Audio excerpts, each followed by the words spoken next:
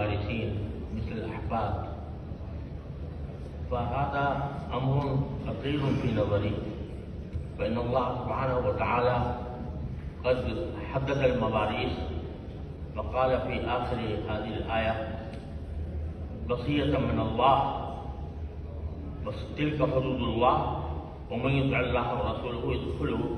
جنات تجري من تحتها الأنهار إلى آخر الآية. فلو قلنا بأن الوصية واجبة لأحد الأقربين من غير ما ذكره الله سبحانه وتعالى في آية الميراث، فربما نقول والعياذ بالله أن الله سبحانه وتعالى قد غفل عن حقوق بعض الأقربين ولم يجعل لهم أي نصيب. أما قوله سبحانه وتعالى: كتب عليكم إذا حضر أحدكم الموت إن ترك خيرا الوصية،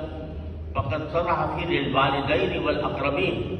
معناه أنه كانت هذه الوصية واجبة للوالدين والأقربين عندما لم يكن هناك أحكام المواريث.